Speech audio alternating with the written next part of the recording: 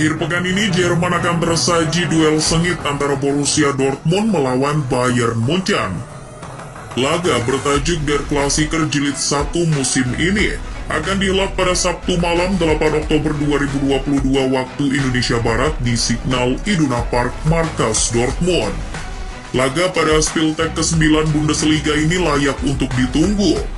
Pasalnya kedua tim yang sedang berseteru ini akan saling sikut demi merebut yang teratas di klasemen. Lantas seberapa besar peluang kedua tim di partai ini? Berbicara sedikit tentang rivalitas pertemuan keduanya, ternyata keduanya bukanlah kesebelasan yang punya sejarah rivalitas yang mengakar. Kita tahu Dortmund itu identik pertengkaran sejarahnya dengan Schalke 04 yang bertajuk Revier Derby. Sedangkan Munchen identik perseteruannya sejarahnya dengan PSV Munchen yang sering dijuluki Derby Munchen. Nah, rivalitas keduanya ini baru timbul pada era 90-an, ketika Dortmund muncul sebagai pengusik hegemoni Munchen dengan segala prestasinya bersama Ottmar Hitzfeld. Perseteruan pun berlanjut pada era Matthias Sammer hingga Jurgen Klopp, bahkan sampai sekarang. Karena dua tim itulah di Bundesliga yang masih dihuni para pemain dan pelatih top di skuadnya. Rivalitas antara keduanya juga banyak diwarnai aksi pengkhianatan yang mungkin lazim terjadi. Seperti perpindahan pemain dari kubu rival macam Götze, Lewandowski sampai Hummels. Ada juga bumbu perseteruan antar kelas, antara kelas pekerja melawan kelas penguasa. Kelas pekerja di sini diwakili oleh Dortmund, kelas penguasa diwakili oleh Munchen. Namun anehnya keduanya pun sempat akur di luar lapangan. Hal itu terjadi ketika Dortmund dilanda krisis. Berkat uluran tangan Munchenlah Dortmund bisa selamat dari krisis di tahun 2005 silam. Beranjak pada head-to-head antara keduanya, kedua tim sudah bersua 31 kali, di mana dari 31 kali itu Dortmund hanya menang 7 kali, sedangkan Munchen 18 kali, sisanya 6 kali berakhir imbang. Dari 10 pertemuan terakhir keduanya, baik di Bundesliga, DFB Pokal atau Liga Champions, Dortmund hanya menang sekali. Itu pun terjadi ketika di Piala Super Jerman pada 4 Agustus 2019 dengan skor 2-0. Kemenangan itu pun termasuk kemenangan terakhir Dortmund atas Munchen di Signal Iduna Park. Lebih jauh lagi, kemenangan Dortmund atas Munchen di ajang Bundesliga itu terjadi di 11 November 2018. Itu pun terjadi di Signal Iduna Park dengan skor 3-2. Dua kemenangan terakhir Dortmund itu diraih di zaman pelatih Lucien Favre.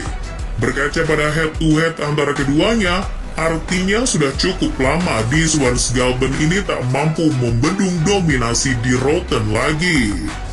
Nah, kebetulan jika Der Klassiker jilid pertama di musim 2022-2023 ini akan digelar di Signal Iduna Park terlebih dahulu. Pasalnya kemenangan terakhir Dortmund juga terjadi di stadion ini. Artinya inilah kesempatan terbaik Dortmund untuk menjungkalkan rivalnya itu, sekaligus menuntaskan dendamnya pada musim lalu. Bagaimana tidak, Der Klassiker yang digelar di Allianz Arena musim lalu dijadikan pijakan Munchen untuk meraih gelar. Di pekan 31 musim lalu itu, Munchen yang masih duduk di puncak klasemen dengan selisih 9 poin, mampu mengunci gelarnya saat kemenangan atas rivalnya itu. Akhirnya gelar ke-9 kali berturut Munchen pun dikunci. Dortmund yang berada di posisi kedua dengan selisih 12 poin, tak mampu lagi mengejar berkat kekalahan itu. Sungguh kekalahan yang membuat Dortmund geram hingga sekarang. Berkaca pada dendam musim lalu, Der Klassiker musim ini juga bisa menjadi ajang pembuktian bagi pasukan baru Dortmund musim ini. Di bawah asuhan pelatih Edin Terzic, Dortmund bermetamorfosa menjadi tim yang baru, baik secara materi pemain maupun strategi. Kalau dilihat performa Dortmund secara permainan, sepeninggal Haaland pun sebenarnya tak jeblok-jeblok amat. Buktinya mereka kini masih ada di posisi 4 klasemen. Dortmund kini mengoleksi poin yang sama dengan Munchen yang berada di posisi ketiga, yakni 15 poin. Hal itulah yang membuat lecutan semangat para pasukan Dortmund pada laga Der Klassiker kali ini memuncak. Karena hanya dengan kemenanganlah, anak asuh Ter Ziek ini mampu kembali mengangkangi Munchen di papan klasemen. Pertemuan Ter Ziek dengan Nagelsmann dengan baju barunya ini juga terhitung baru. Ketika itu terjadi di partai di FB Pokal pada 18 Agustus 2021. Akan tetapi Ter Ziek harus takluk atas Nagelsmann 3-1. Ter Ziek juga pernah menang atas Nagelsmann ketika masih di Leipzig. 3 kemenangan Ter Ziek kantongi atas Nagelsmann ketika itu. Namun semua itu adalah pembelajaran besar bagi Ter Ziek. Dari sisi pemain, Ter Ziek yang bertipikal menyerang tentu akan tetap mengandalkan semangat para pemain mudanya, macam Jude Bellingham, Adeyemi, maupun Donyell Malen. Bagaimanapun sejak kepergian Haaland, para pasukan muda itulah yang menjadi tulang punggung Ter Ziek musim ini. Terlepas dari sang senior Marco Reus yang sayangnya masih mengalami cedera. Melawan Munchen di kondisi sekarang yang tak terlalu konsisten bisa menjadi celah bagi Dortmund meraih 3 poin. Sejak awal musim ini, penampilan di Rotten terbilang inkonsisten. Inkonsisten Munchen pada awal musim ini di bawah Nagelsmann juga patut dipertanyakan. Karena bagaimanapun mereka disuntikan beberapa pemain top di bursa transfer musim panas ini oleh manajemen. Hingga pekan ke-8 ini mereka belum juga menguasai papan klasemen Bundesliga. Mereka kini tak lagi dominan seperti dulu. Terbukti di beberapa laga Bundesliga di awal musim ini, mereka kadang terjungkal.